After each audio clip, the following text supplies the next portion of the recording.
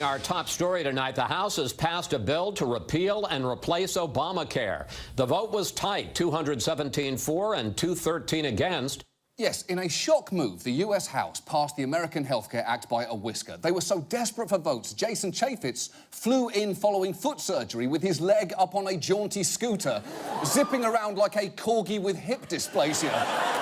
The real shock, though, was how quickly all this went down. Changes were still being made to the bill this week, and the CBO, which estimates the cost and impacts of proposed laws, hadn't even had time to score the final version. And multiple members of Congress admitted they hadn't even read the whole thing. Did you read this entire bill? Yeah.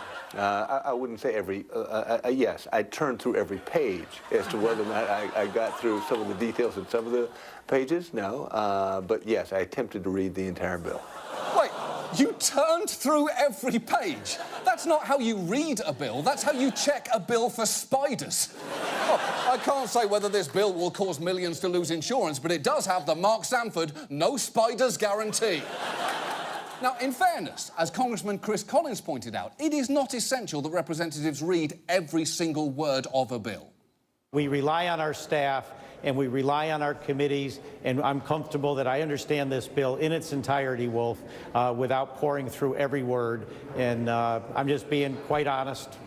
That's the way it is. Now, you know what? That is actually fair. What really matters is that politicians like Collins fully understand the contents of this bill. But when the Buffalo News asked him if he knew that it would cut funding for a program providing insurance to over 600,000 low and middle-income people in New York State, including over 19,000 people in 2 counties that he represents parts of, he indicated that he didn't and said, "Explain that to me." And, OK, I can explain that to you right now. This bill could cause many of your constituents to get thrown into an individual marketplace they cannot afford, and when they realise that, they are going to be furious with you. Essentially, you fucked up. In fact, here is the amount that you fucked up shown graphically.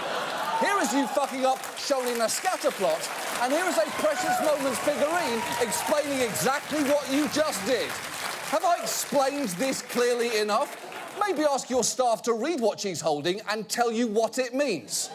Now, we've talked multiple times on this show about everything that was bad with the previous version of this bill. A bill, incidentally, that was estimated to result in 24 million fewer Americans having insurance after 10 years. And the bill that passed this week had all of the things that were bad about the last one, with a particularly unpleasant addition.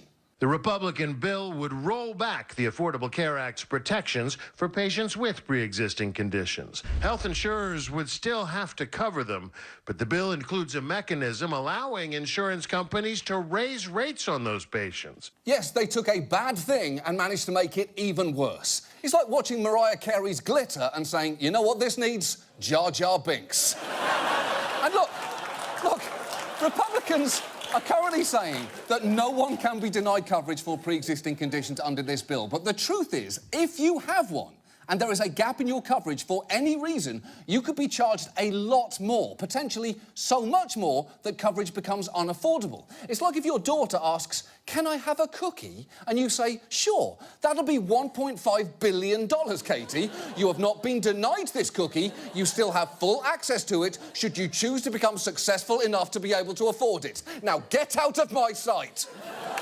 So this bill now heads to the US Senate, who are expected to write their own version, and while it may be slightly more moderate, that could really still amount to basically cutting a shit sandwich in half. And if any bill gets to President Trump's desk, we already know he will sign it.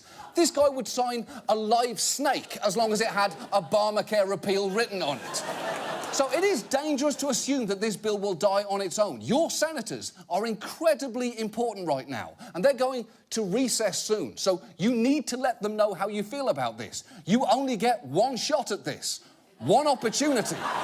And I know the perfect song to pump you up, but as New Zealand has shown me, we cannot legally play it. What we can play you is 8 Mile Thug, an actual Eminem-esque song that we found. The point here is, if I may, you've got to lose track of yourself in the tune. The minute, you know what, I'm not doing this, just call your senators. Call your senators. And now, this.